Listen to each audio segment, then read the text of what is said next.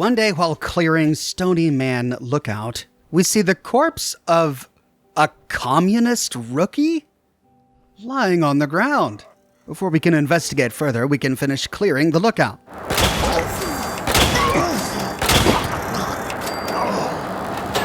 Now that we can examine uninterrupted, we see that this communist rookie is wearing a unique uniform, unlike anything we've seen in Appalachia so far. Approaching the outlook, we find another body at the top of this scratch-built archway, and it looks like the body of another communist rookie. Only this one is a ghoul, but it's wearing the same unique uniform as the last one. Moving into the lookout, we see everything we would expect from a super mutant den. A dead park ranger, gore bags all over the place, and then in one of the huts, we find a handwritten note. Eyes open. Sneaky humans try sneak to kill us in the night. Keep both eye open when you're on job tonight. If they come back, we will crush them. Stupid, stinky idiot, useless human scumbags. So these communist humans tried to attack this overlook, but they were unsuccessful. Nearby we find a cage, and in this cage is another communist rookie corpse. But this one is flipped over so we can get a clear shot of the face, and he doesn't look Chinese. And he's not a ghoul. The living communists we've encountered in other games, like Fallout 3 at Mama Dolce's, were ghoulified and they spoke at us in Chinese. Could it be that there's a homegrown sleeper cell of American communists in Appalachia? At the top of the tower, we find another note, notice.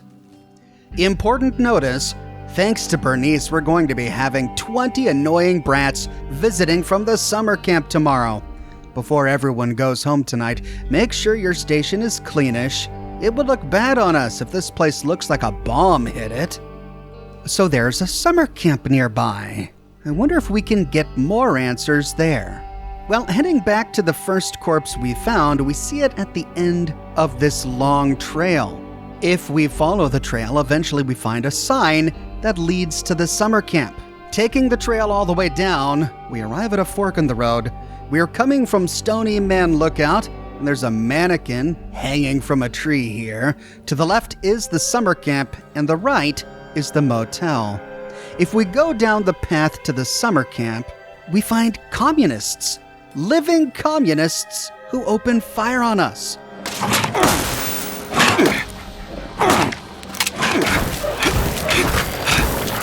And they're sporting the Chinese Communist flag. Well, before heading there, I wanted to see what was down the other end of the path. Heading that way, we eventually arrive at the main road. At the main road, we find a sign that says, Explore the Unknown with the Pioneer Scouts, and an arrow pointing to the summer camp parking.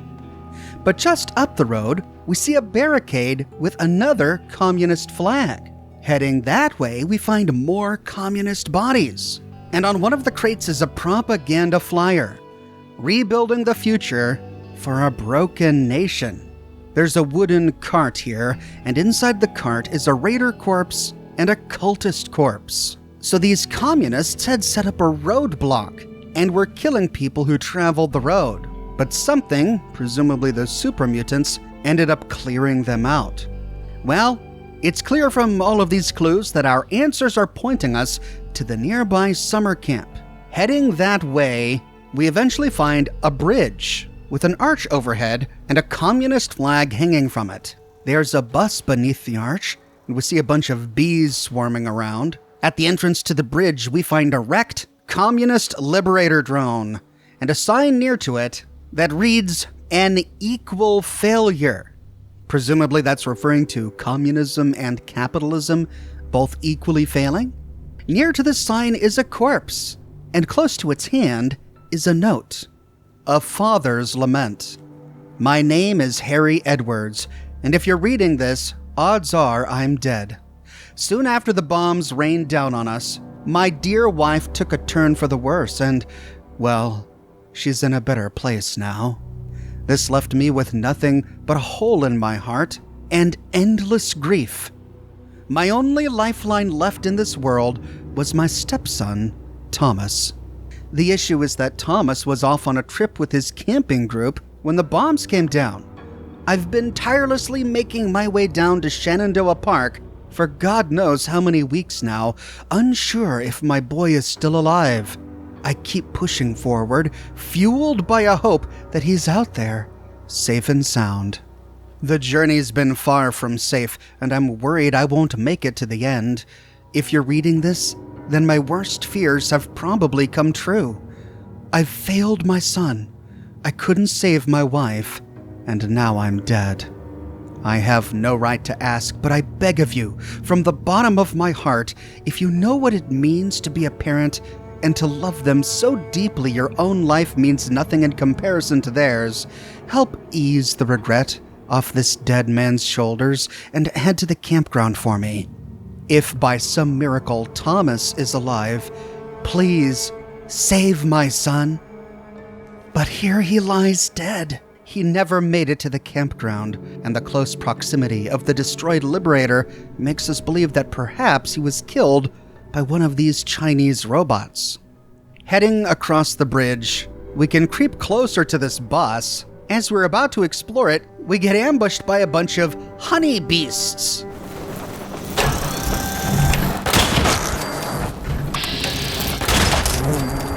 Well, that explains all the bees. Creeping close to the bus, we see that someone has scribbled the words, "The children must be saved," on the side of it. And getting closer, it becomes clear how this bus was destroyed. It ran into a tree, knocking it over. Moving around to the other side, we see the words "Leave" scrawled on the side, and the Ever Upwards Pioneer Scout logo painted on it. So this was a bus full of Pioneer Scouts. These must have been the 20 campers arriving on the 23rd who were going to visit the tower the next day on the 24th that we read about in the note at the top of the tower. We see another one of the logos inside the bus, Pioneer Scouts of America.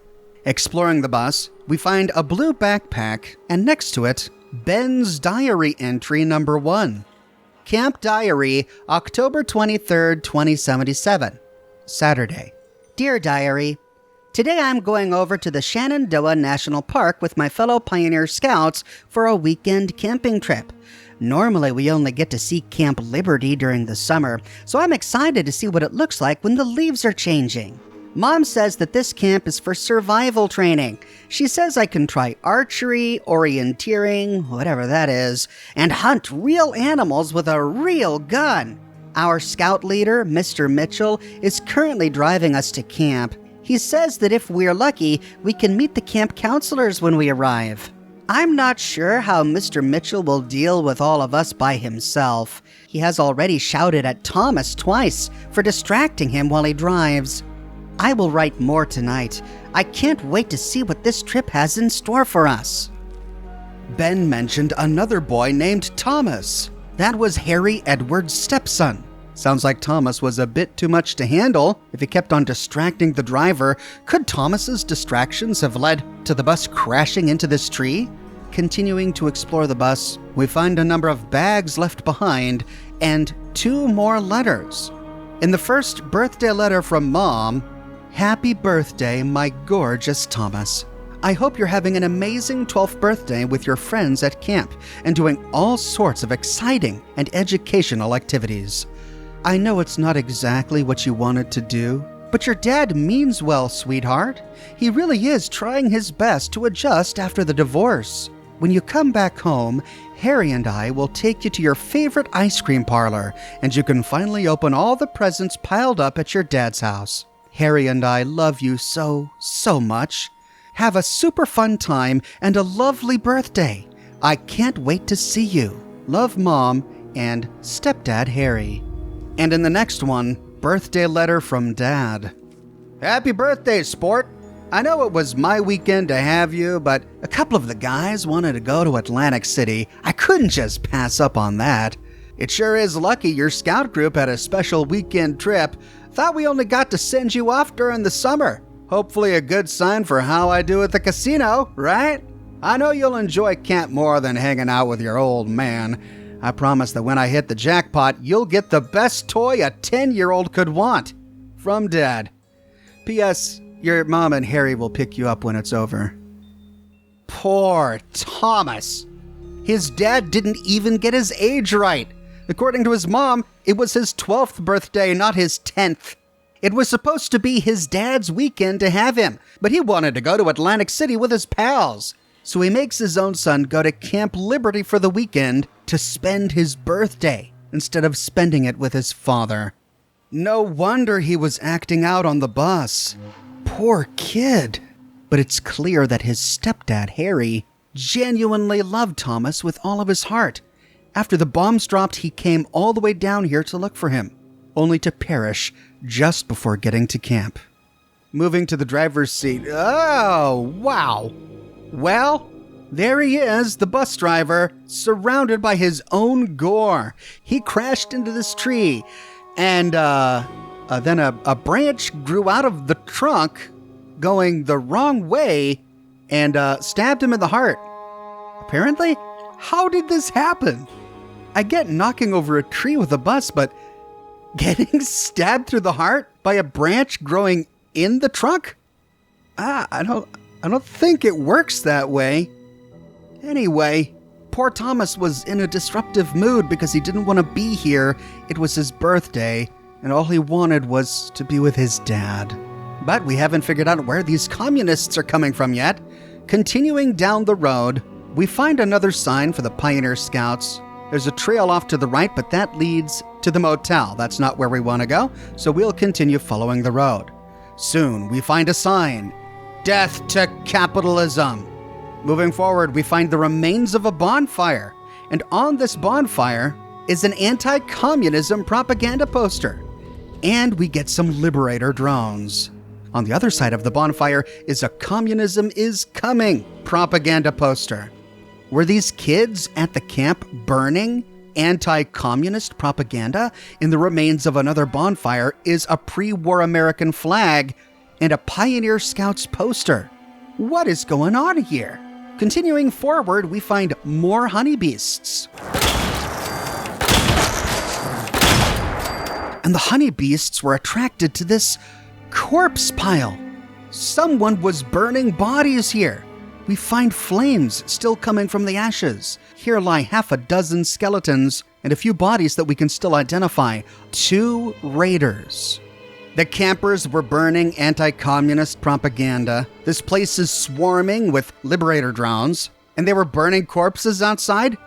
Could the Pioneer Scouts have survived the apocalypse and turned into communists?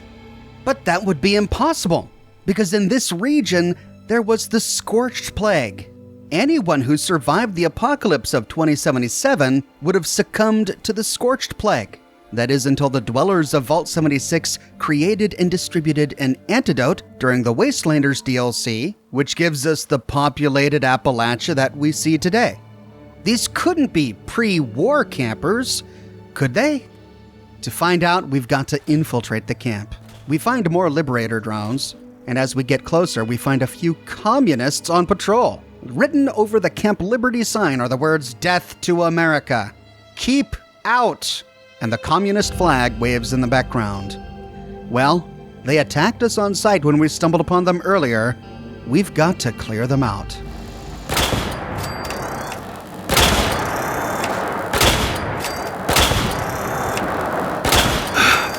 There's another bus near to this entrance. On board, we find a stim pack and some teddy bears, but not much else. Moving closer, we can continue to kill communists. As we approach the front gate, we find a notice board. On it are 2 notes. Reading the first one, Stony Man Lookout Assault.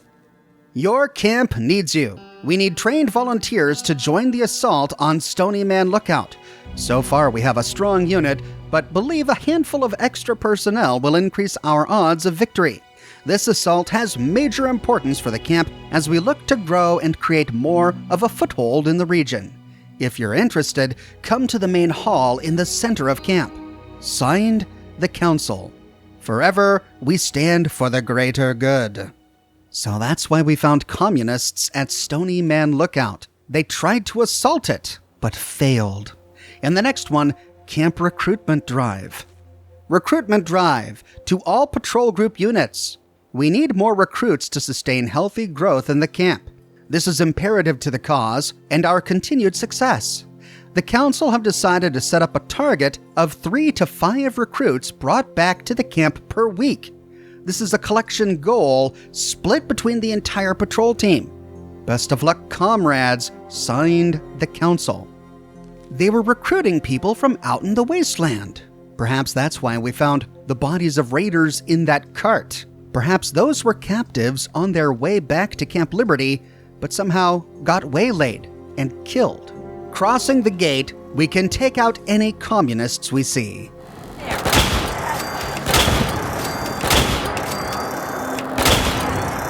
We find a totem pole in the middle of camp and a big lodge lying beyond it. Next to the lodge is a bulletin board, and on the bulletin board we see more propaganda flyers and a note, Pioneer Treasure Hunt.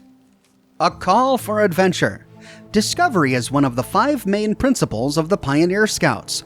In the spirit of that principle, the Scout leaders have created a treasure hunt. Complete the riddle below and claim your prize. Beyond vast falling waters and a lofty tower up high lies a stream near a bog which catches one's eye. Follow me down past swampy trails I endorse to the source's route where liquid tales course. Climb over my mouth and let your eyes see 3 large rocks and an old husk of a tree. Explore within where secrets disguise to uncover the truth and your well-deserved prize. A scavenger hunt. Oh, great. Well, I wonder if we can solve this. This camp looks to be sprawling and huge. Let's start our exploration by moving into the lodge, emblazoned with communist stars. Opening the door, we can take out some communists. I'm hand fighting, comrades! We can win this! Looks like that's it. Creeping inside, yep, no one left. We can close the doors so no one surprises us and begin to explore. On a desk to the left, next to a safe, is the communist base terminal, locked with a 0-skill lock. After hacking it, we find 4 entries. In the first, Operation Sleeping Giant. Attention! Let sleeping giants lie. Operation Sleeping Giant information. The following is an overview of a social experiment approved by the DIA to be set into action sometime within 2076 to 2077. Experiment overview. Goal: prove the effectiveness of communist brainwashing in an attempt to counteract its deployment against our citizens. Subjects: child-aged campers at a summer camp within the greater Washington, D.C. area. Method: augmented film aimed to send the viewer into a highly suggestible state, among other less proven methods. Conditioning time period: different sample groups ranging from 5 to 50 years, most within 20 years. Staff: mixture of government actors and genuine communist sympathizing youth from local area. Memory conditioning. Before leaving the camp, the subjects would be put back into a highly suggestible state and fed fake stories about what they did at the camp during their time away. Evidence conditioning. Subjects will be conditioned to ignore any evidence that could implant the idea that they've been brainwashed.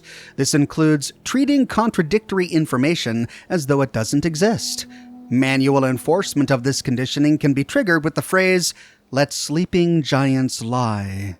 Activation conditioning. The subjects will be conditioned to reactivate to their camp-conditioned state using the phrase, "The sleeping giant awakes to find an unhappy world." Exit procedures. Reversal of the effects of brainwashing are to be determined sometime after the final batch of subjects have departed the camp, assuming additional department funding can be secured. In the next one, radio broadcast, we see that the camp has been trying to send out the activation phrase by radio broadcast for several years, but each time they failed.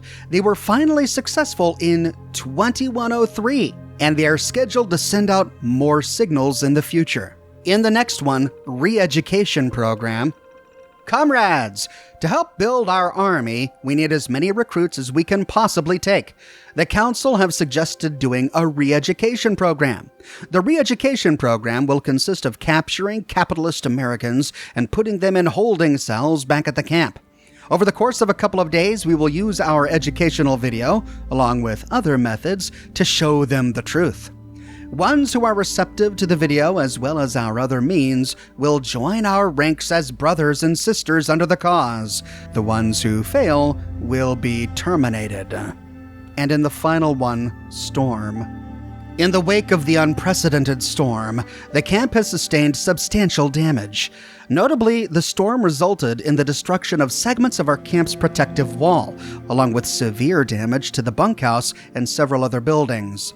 At this current time, a significant portion, if not all, of our members have been relocated temporarily to the wild camping zone while repair efforts are underway. These restoration endeavors, however, are proving to be time-sensitive. Holy crap! So before the bombs dropped, the DIA was using Camp Liberty and the campers here to conduct a social experiment. They forced them to watch pro-communist propaganda to see how easily these kids could be turned into communists. But they used a number of trigger phrases to turn this conditioning on and off. This camp had run for at least a year before the bombs dropped. The experiment had been going on between 2076 and 2077, which means indoctrinated campers were already here, and many had already been released before the bombs even dropped. The DIA had planned to reverse the effects of this conditioning before the campers were released, but only once they got additional department funding, which apparently they didn't, because we see a list of automated broadcasts where the camp was broadcasting the activation phrase. And it only recently completed in 2103, which explains why we didn't see a bunch of communists running around until just now. These campers haven't been here since before the bombs dropped. They've only recently arrived. They broadcast the activation phrase, and wastelanders who had been conditioned at this camp when they were young were reactivated and came back here. They then began kidnapping wastelanders and indoctrinating them in order to grow their forces. There's a Morse code poster on the wall behind the terminal. It's a key to Morse code, but at the bottom is a Pioneer Scout mascot with a phrase. The phrase reads, "Eat Mama Dolce," which doesn't actually make a lot of sense. First, of course, it's a reference to the famous Drink More Ovaltine from A Christmas Story, but as for how it ties into this world, we know that before the war, Mama Dolce's, a food canning and distribution company, was actually a front for communist Chinese infiltrators. We learned this in both Fallout 3 and Fallout 76. But first of all, this is a Pioneer Scout Morse code decoder, so theoretically this would be at all Pioneer Scout camps, and I'm not sure why the Pioneer Scouts would be urging their campers to eat at Mama Dolce.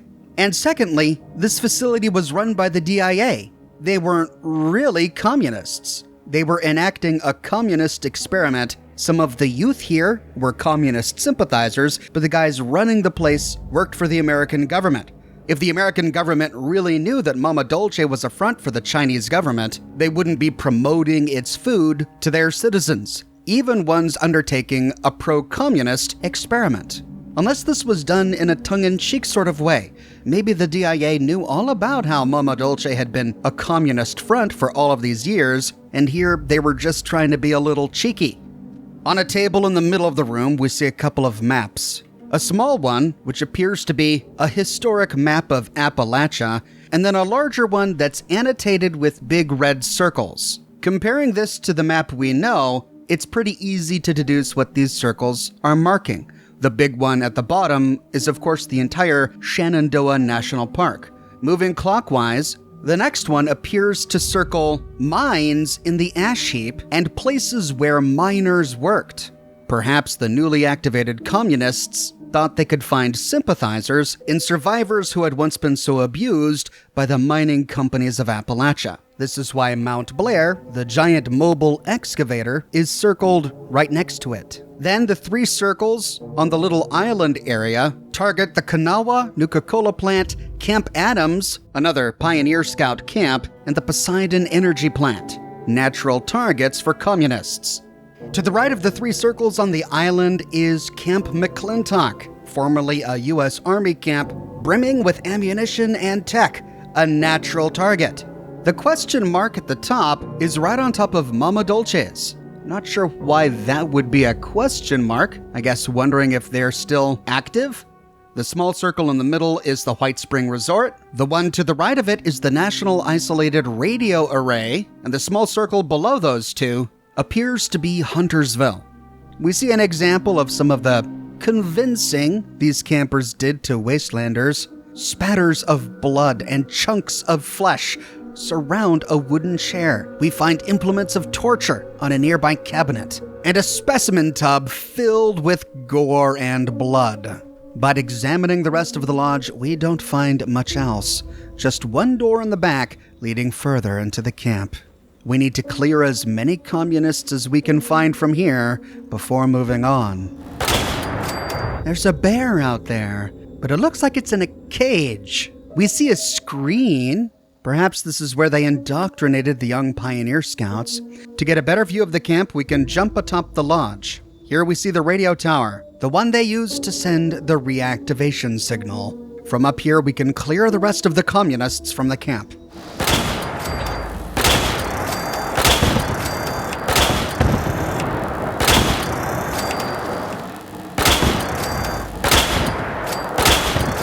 To explore the camp, we'll head back to the gate and move counterclockwise.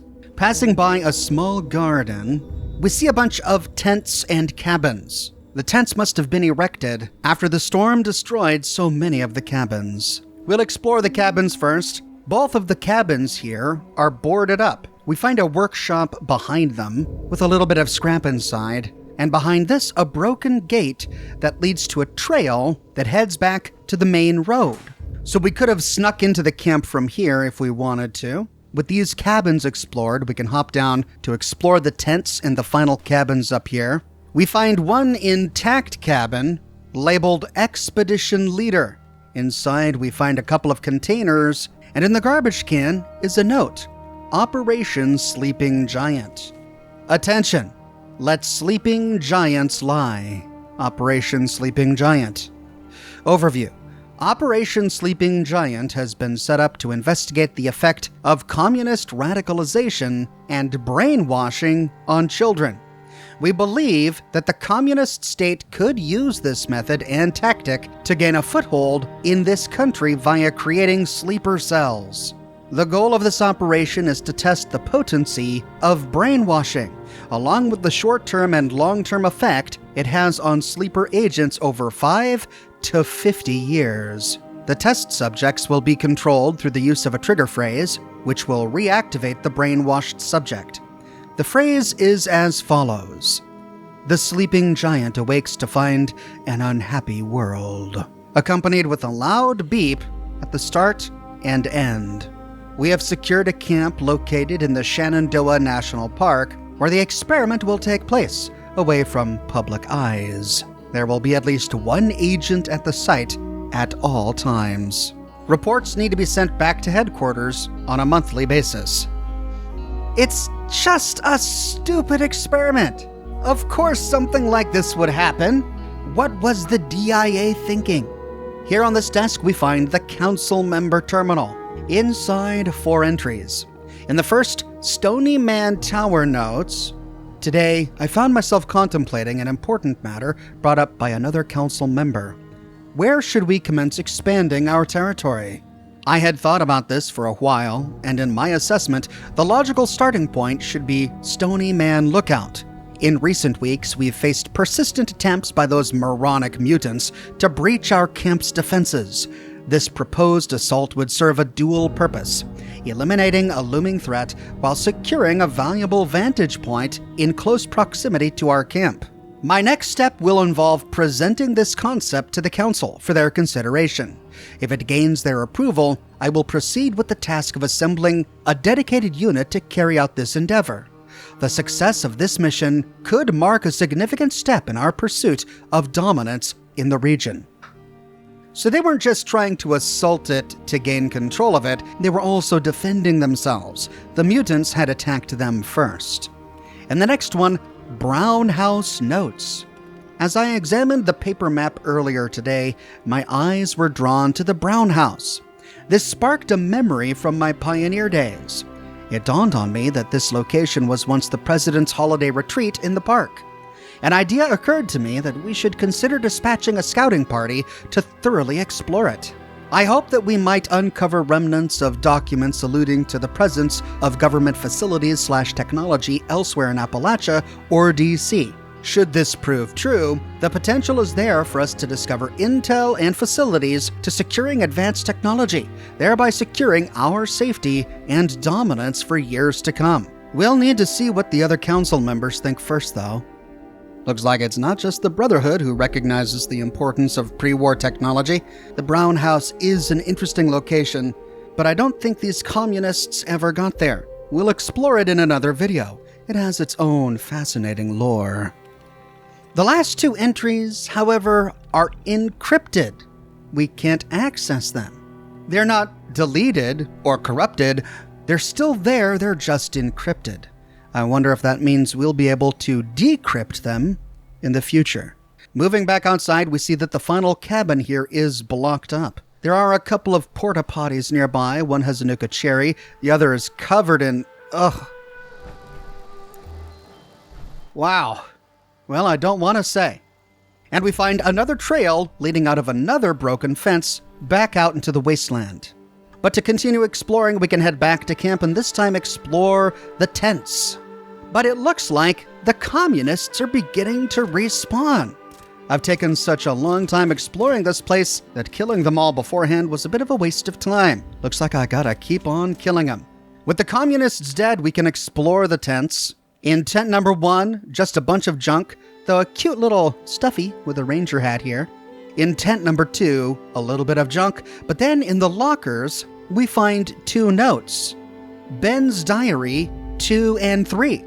Remember, we found the first page of Ben's diary on the bus.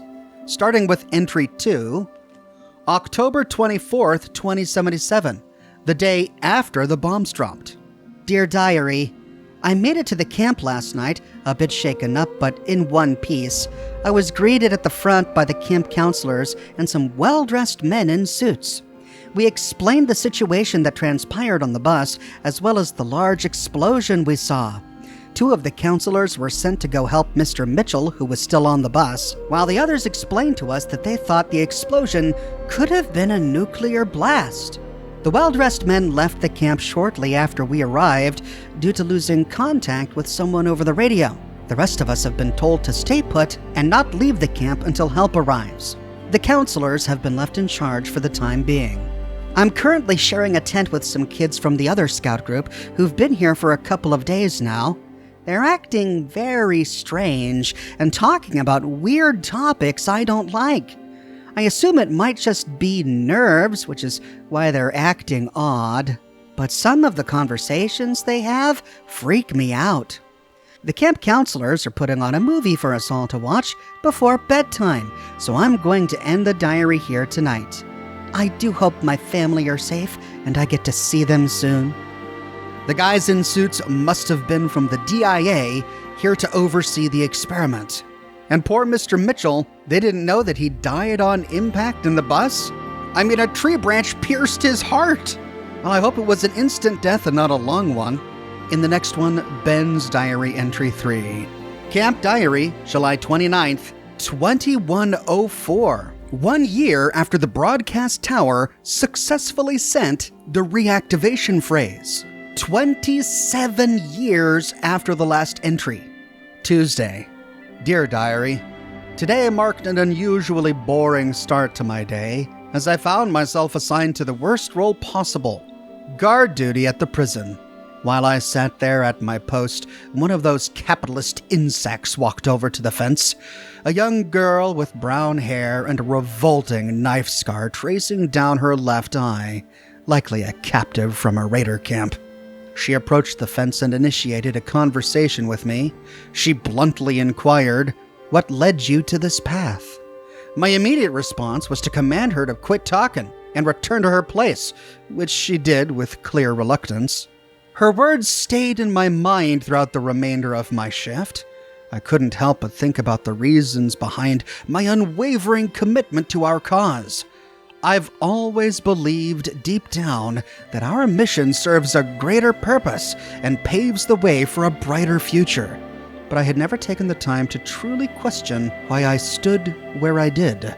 So I thought writing down my reasoning here in my diary might be good for future reference. Why wouldn't I desire a communist utopia?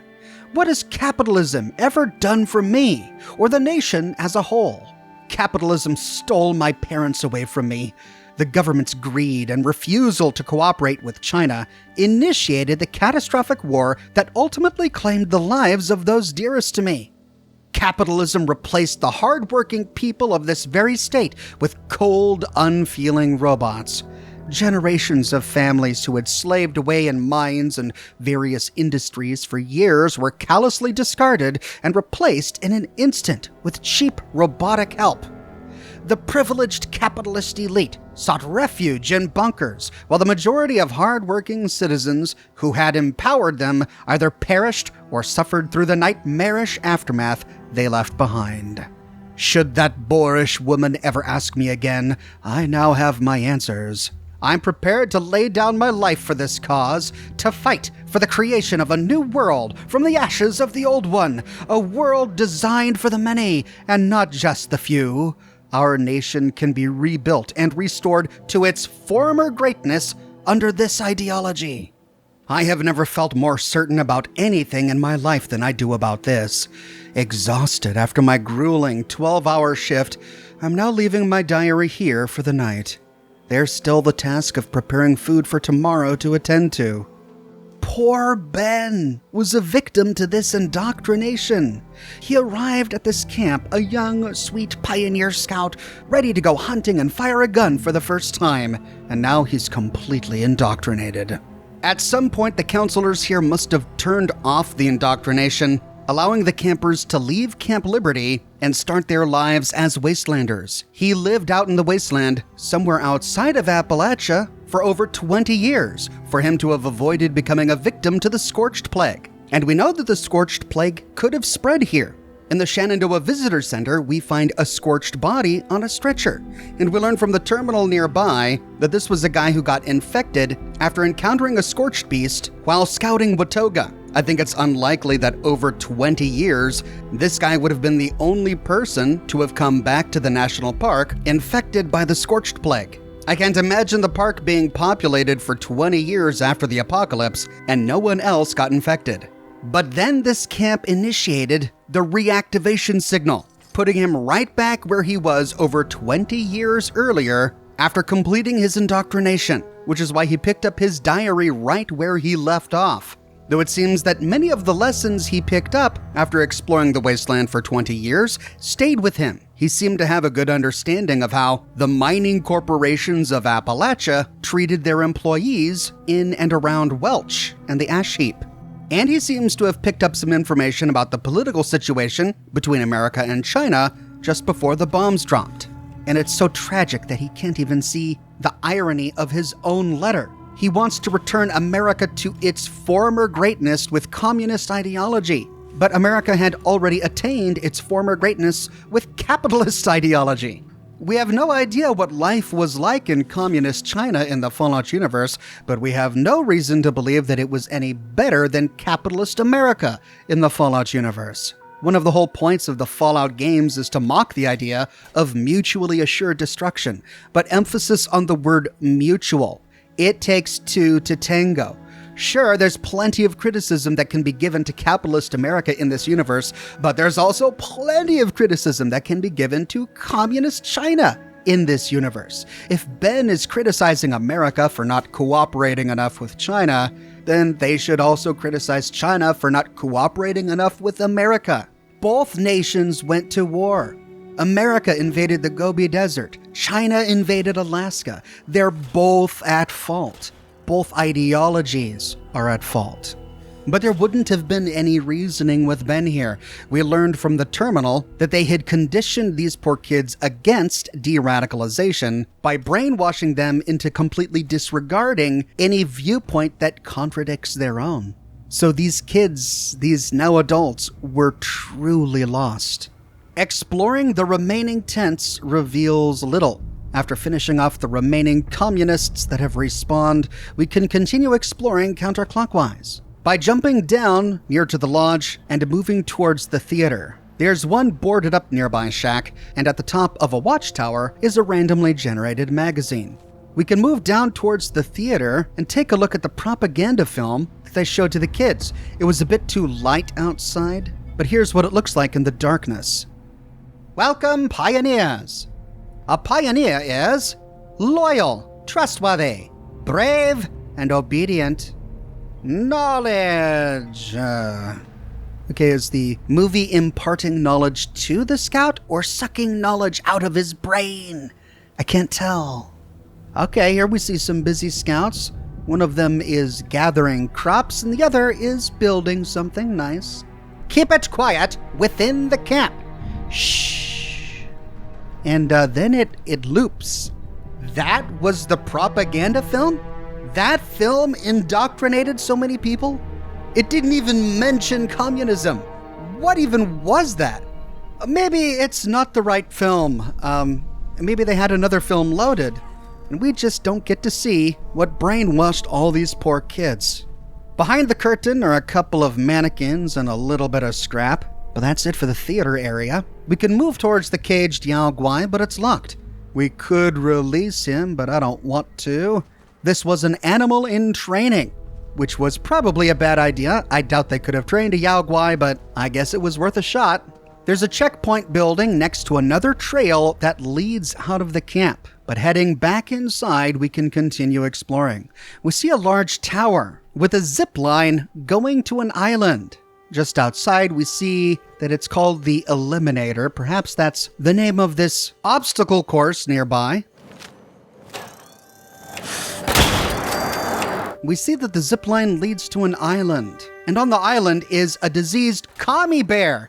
What? Even the bear has been brainwashed? I didn't know bears could believe in communism. Well, maybe these guys were successful at training bears, if they could turn them into commie bears. Sailing on over to the island, we find a dug-up trunk, though sadly, the box was dug up a long time ago, and its valuables have long since been looted. We see the corpse of a super mutant here, one of the guys who must have tried to invade the camp at some point. But that's it for the island, so we can leap back across and continue exploring. Near to the obstacle course is a lifeguard chair with a teddy bear at the top. We see a bunch of floating pontoons and logs all over the place as part of this course. There are a couple of mannequins here, one with a hatchet in it, but also a first aid kit nearby. Not sure if they were using these mannequins as target practice or to practice first aid. The best time for the communists using this obstacle course was 2 minutes and 32 seconds. Yeah, I bet I could beat that in a jetpack. Nearby we find another notice board, but it has the same 2 notices on it that we found on the previous board. Then we can explore the bonfire right next to the lodge. Lying in the ashes of the bonfire, we can read Campfire Tale. It's partially burnt, but we can still read it, Lady of the Lake. In the very heart of Shenandoah, nestled beside an old lake, exists a camp steeped in legend. This place, once a sanctuary of joyful memories, now harbors countless tales of sorrow and regret. None more heartbreaking than the story of Amelia Huntsman, a name when spoken evokes dread into the most seasoned camper. Amelia, or the Lady of the Lake, as she's better known as, arrived at this cursed campsite many years ago.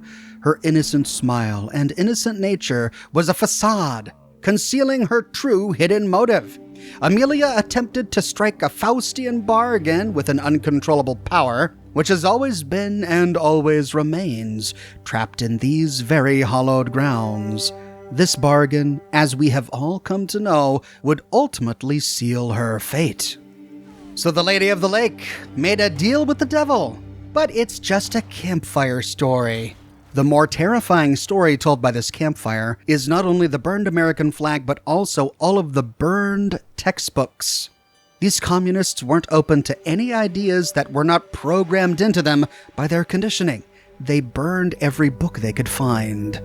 Exploring this lower section of the lodge, we find a hatch leading to a cellar, but it's inaccessible. There's also a nearby door which led to a medical wing of the lodge, but it too is inaccessible. Could these two doors, in combination with the encrypted terminal entries that we found, tell us that there are updates to Camp Liberty that we can expect in the future? There are two outhouses nearby. One of them has a mannequin holding toilet paper, because of course he does. Near to the fire is a prison, and by the prison is a table with the note, Prison Incident Report. Title, Prison Break. Reporting Officer S. Briggs. Location, Correctional Facility. Incident details. 3 inmates attempted to escape from the prison. They successfully pried open the floorboards using concealed tools, subsequently attempting to tunnel their way through the foundation of the prison. The discovery of this plot was made during a routine bunk inspection when contraband tools were found hidden beneath one inmate's pillow. After a private conversation with the inmate in question, they disclosed the identities of their co-conspirators, all of whom have since been appropriately dealt with. Outcome: the inmate who cooperated by revealing their fellow conspirators was placed in the secure inner holding cell, while the other 2 inmates were transferred to the island and the range, which follows established procedures. Next steps: we must increase the frequency of our inspections and implement a policy of separating groups exceeding 2 individuals to prevent such incidents from recurring. We must also fix the security flaw in the back corner before we get any new arrivals. So they sent some of the conspirators to the island with the bear? Well, I think we know what happened to them. I wonder if we'll see the rest of them at the range. Nearby is a contraband safe with a bunch of ammo and tools inside, and on the table is a copy of the Pip-Boy game Red Menace. We see that this prison was constructed on the basketball court of the camp. And inside the inner cell, we find the conspirator who gave up her co-conspirators. She was none other than a park ranger. Blood spatters the ground, as well as chunks of flesh. On her body we find a stim pack, oddly enough, but in her left hand is a knife. Perhaps she committed suicide. Near to the knife is a note. Final words: I will not die a slave. I won't become another one of your puppets. You won't put strings on me. Does that mean that Disney is canonical in the Fallout universe? Pinocchio? So she did commit suicide. Rather than succumb to their brainwashing, she chose to end her life. After looting the lockers, we see the hole in the floorboards that we read about in the note. And we see a toolbox and a bunch of other tools down here that the escapees tried to use. Sadly, it was a failed attempt. During their captivity, they passed the time by playing a game of, well, it looks like Dungeons and Dragons.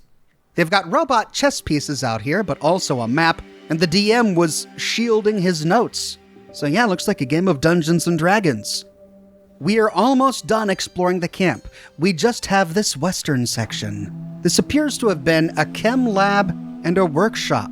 We find a couple of workbenches, a bunch of scrap, and in one section we see a workbench where they were trying to repair a Liberator drone. Hence why there were so many Liberator drones swarming the place when we arrived. Back out, we can move north across the bridge to finish exploring the camp. And at last we find their firing range. We see 3 bodies attached to targets. These must have been the co-conspirators from the prison. A sign outside says, "Rejects." Yeah, these were guys they wanted to brainwash and turn into communists, but they couldn't. They're rejects. On one, we find the corpse of a settler pinned to an American flag on a target. The next is the corpse of a Blue Ridge caravan guard. And the last one is the corpse of a raider. Oddly enough, they were all using arrows. but none of the communists attacked us with arrows. Next to this is a trail leading out of camp. And this is the entrance to the camp that we first found when we followed the trail down from the watchtower. This section ends at a dock over the lake. It looks like it was a beautiful and pleasant little camp before the war. A tragedy that it was turned into such a place of torture and brutality. All that's left is for us to figure out that scavenger hunt. Remember, we found that notice on the bulletin board called Pioneer Treasure Hunt Start, and within it there was a little rhyme to try and guide us towards the treasure. Let's see if we can find it.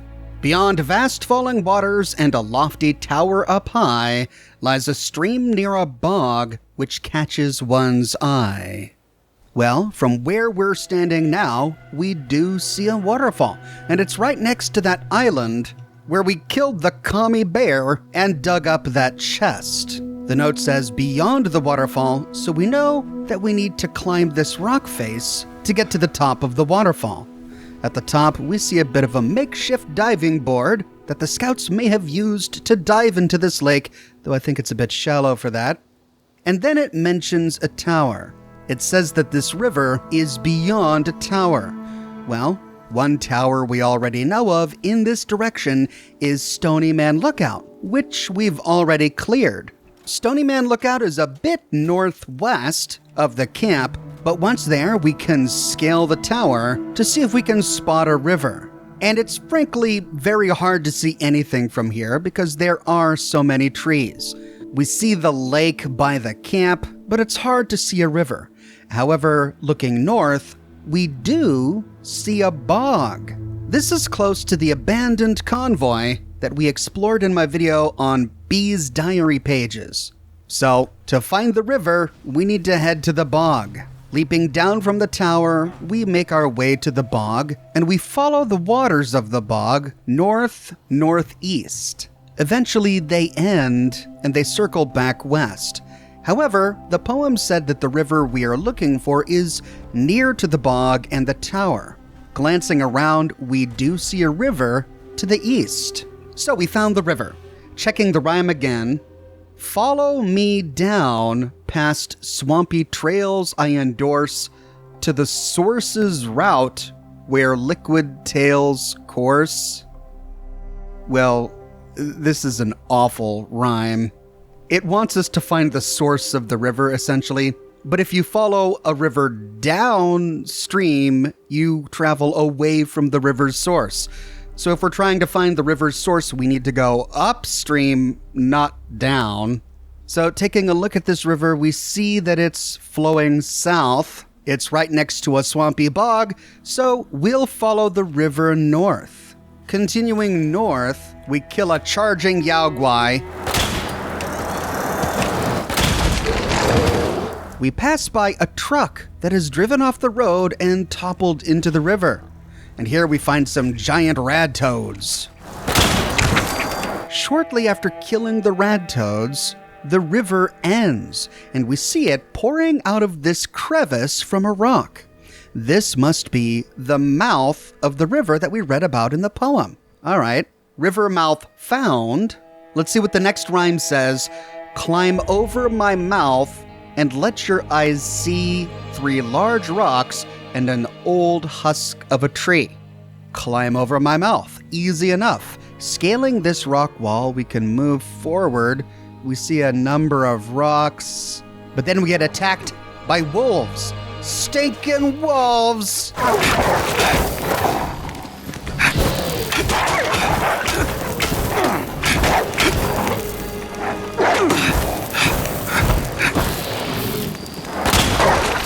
But, what's this? After killing the wolves, we see that one of these rocks has a sticker on it. Zooming in, sure enough, it's got a Pioneer Scouts Ever Upward sticker on it. And it's not the only one. 1, 2, 3. 3 rocks with the sticker. And an old husk of a tree stump. What's the last part of the poem? Explore within where secrets disguise to uncover the truth and your well-deserved prize. Secrets within the stump. Sure enough, inside the stump is a plan for a totem pole ornament and a note, Pioneer Treasure Hunt End. A call for adventure, end. Well done. Great work. You're clearly quite wise. You've solved my riddle and rightfully earned your prize. Just like Jefferson and Lewis, who went into the unknown, you have ended this journey with a story wholly your own. With a keen eye for adventure and some bravery in tow, you embody the spirit of the pioneers, and ever upward you'll go. And here's the treasure location on the map. It's really close to Johnson's Acre. After learning the plan in our inventory, we unlock the ability to craft a mini totem pole. Heading back to camp, we find it in the new section of our camp build menu, and yeah, it is a mini totem pole. That is definitely an ornament. We'll set it on our table over here next to our Tinkered collection and zoom on in. There it is. It's a replica of the totem pole in the middle of Camp Liberty. And it's mini. Very mini. And that's the story of Camp Liberty. A pre-war DIA experiment gone wrong. They wanted to see what would happen if they brainwashed people into believing communist propaganda. And they were successful. So successful that over 25 years after the bombs dropped, Appalachia was again invaded by communists. But we also saw a lot of love here. This is also the story of a stepfather who loved his stepson so much that he gave up everything, even his life, to make sure he was okay. That was more love than even his biological father was willing to give him. It reminds us that for every story in the Fallout universe about a selfish person who hurts others, there's a story about a selfless person who loves others. And even though it had a sad end, it's still a beautiful story. What are your thoughts on Camp Liberty? What do you think is in the inaccessible cellar beneath the lodge? And what could be behind the medical doors of the lodge?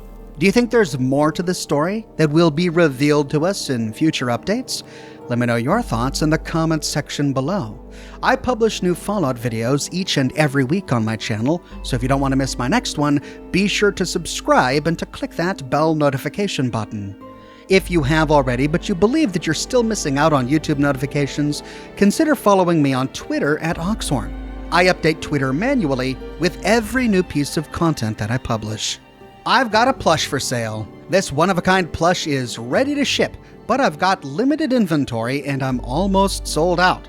If you want to make sure you get one before I am, snag one today. I've also got a shirt shop with completely unique designs that you can't find anywhere else. My designs come on shirts in a variety of men's, women's, and children's sizes, and in a wide array of colors. My designs come on other items like smartphone cases, mugs, pillows, pictures, prints, etc. So if interested, you can find a link to my shop in the description below, or you can click here. If you like what I do and you want to support me in another way, consider becoming a patron on Patreon or a member here on YouTube. YouTube members get little badges that appear next to their names in the comment sections of my videos, and they gain access to ox emojis that they can use in my video comments and in the live chats of my live streams. But more than anything, I'm just so glad you're here watching this video with me today. Thank you so much for watching, and I'll see you soon with more brand new videos.